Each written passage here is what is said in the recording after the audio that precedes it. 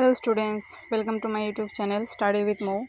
তো বন্ধুরা, আজকে আমি তোমাদের সামনে নিয়ে চলে এসেছি কিছু জিকে কোয়েশ্চেন।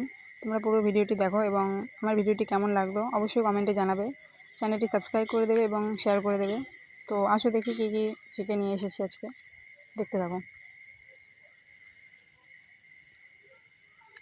তো এখানে প্রথম কোয়েশ্চেন আমাদের হলো, দক্ষিণের ব্রিটেন কোন শহরকে বলা হয়? দক্ষিণের ব্রিটেন কোন শহরকে বলা হয়? এখানে অপশান এ আছে Japan, option B Australia, option C Finland এবং অপশান ডি আছে নিউজিল্যান্ড। তো তোমরা বলো দেখি এখানে দক্ষিণের ব্রিটেন কোন শহরকে বলা হয়?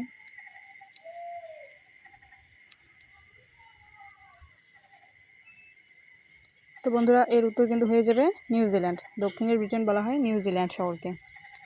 এরপর দেখছি ভেনেজুয়েলা, 2 নম্বর কোয়েশ্চেন, ভেনেজুয়েলার রাজধানী কোনটি? তো ভেনেজুয়েলার রাজধানী এখানে কোনটি হবে? A Canberra, B Caracas, C Brasilia, D Lusaka. তো বন্ধুরা, ভেনেজুয়েলার রাজধানী কোনটি হবে তোমরা জানাও অবশ্যই আমাকে।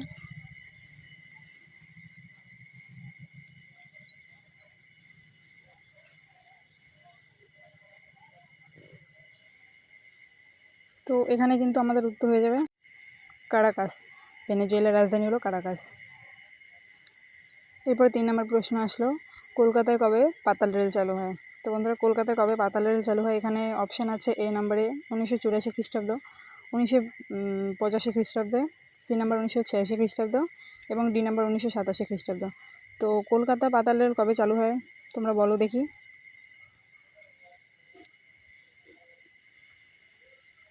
তো কলকাতায় কিন্তু পাতাল রেল চালু হয় 1984 খ্রিস্টাব্দে। এরপর আসছি পশ্চিমবঙ্গের প্রথম মুখ্যমন্ত্রী কে ছিলেন?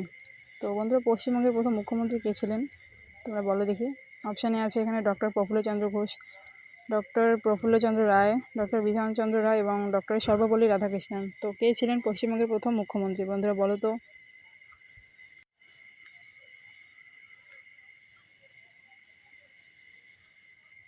তো এখানে কিন্তু আমার উত্তর হয়ে যাবে অপশান বি, ডক্টর প্রফুল্লচন্দ্র রায়। তো পশ্চিমবঙ্গের প্রথম মুখ্যমন্ত্রী ছিলেন প্রফুল্লচন্দ্র রায়। এরপর আসছি কোন দেশের সংবিধান অলিখিত সংবিধান? তো অপশান এ আছে আমেরিকা যুক্তরাষ্ট্র, option B France, option C Great Britain, option D Bharat. তো বলো দেখি কোন দেশের সংবিধান অলিখিত সংবিধান?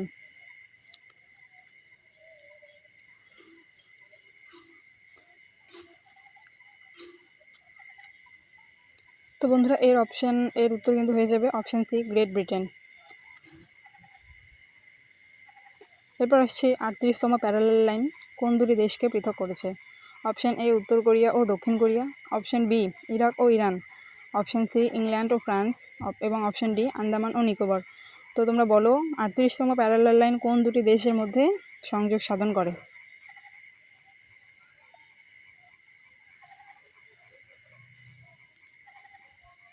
তো স্টুডেন্টস, এর উত্তর কিন্তু হয়ে যাবে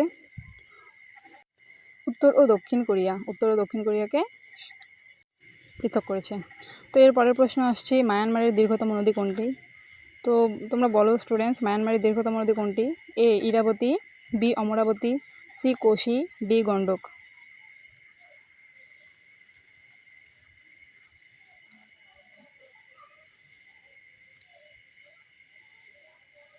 তো এখানে কিন্তু মায়ানমারের দীর্ঘতম নদী হয়ে যাবে অপশান এ ইরাবতী। মায়ানমারের দীর্ঘতম নদী অপশান এ ইরাবতী। এরপর আসছি চারমিনার কোথায় অবস্থিত? চারমিনার কোথায় অবস্থিত? A Hyderabad, B Secunderabad, C Bijapur, D Bengaluru. তো তোমরা বলো দেখি চারমিনার কোথায় অবস্থিত, কোন শহরে অবস্থিত?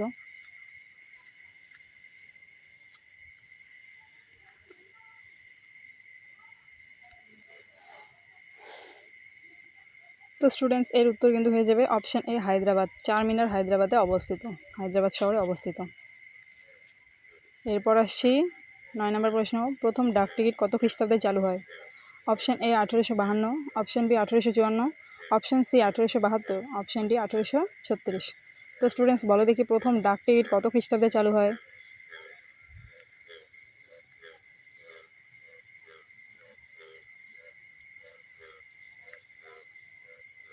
তো এখানে কিন্তু আমাদের উত্তর হয়ে যাবে অপশান এ 1852। প্রথম ডাকটিকিট চালু হয় 1852 খ্রিস্টাব্দে।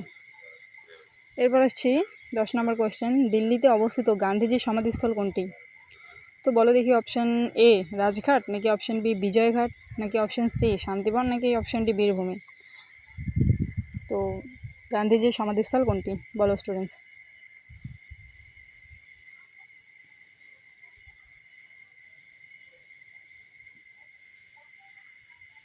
তো এখানে কিন্তু আমাদের উত্তর হয়ে যাবে অপশান এ রাজঘাট।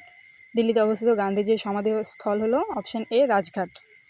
এরপর আসছে 11 নম্বর কোয়েশ্চেন। ইউরোপের ককপিট বলা হয় কোন দেশকে? Option A England, option B France, option C Belgium, option D Greece. কোন দেশকে ইউরোপের ককপিট বলা হয়, বলো দেখি।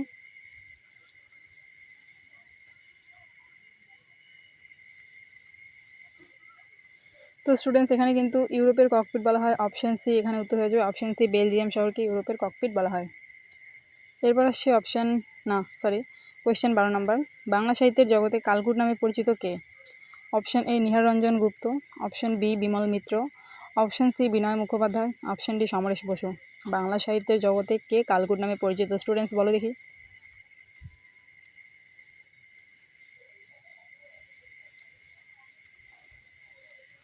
তো এখানে কিন্তু আমাদের উত্তর হয়ে যাবে option D Samaresh Basu.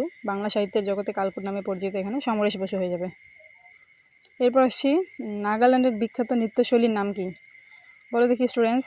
Option A জাদুর, নাকি অপশান বি র্যাংমা, নাকি অপশান সি সাইলা, নাকি অপশান ডি পালি। তো নাগাল্যান্ডের বিখ্যাত নৃত্যশৈলীর নাম কি হবে, তোমরা বলো দেখি ঝটপট।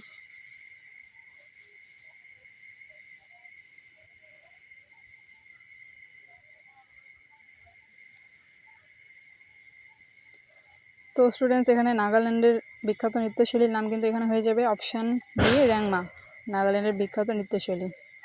এরপর আসছে 14 নম্বর কোয়েশ্চেনে। গ্র্যামি পুরস্কার কিসের সঙ্গে যুক্ত? অপশান এ সঙ্গীত, অপশান বি চলচ্চিত্র, নাকি অপশান সি নাটক, নাকি অপশান ডি সাহিত্য। তো গ্র্যামি পুরস্কার এখানে কিসের সাথে যুক্ত, বলো দেখি।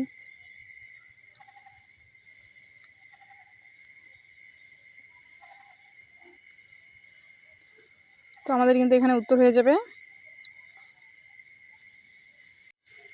অপশান এ সঙ্গীত। গ্র্যামি পুরস্কার কিন্তু সঙ্গীতের সাথে যুক্ত।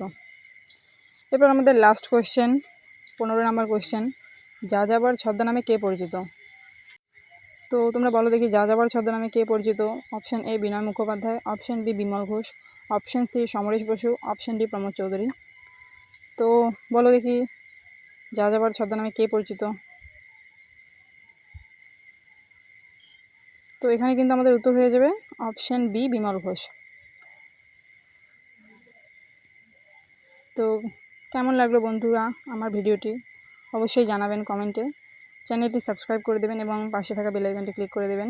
চ্যানেলটি শেয়ার করে দেবেন এবং কমেন্টে জানাবেন আমার ভিডিওটি কেমন লাগলো। Thank you.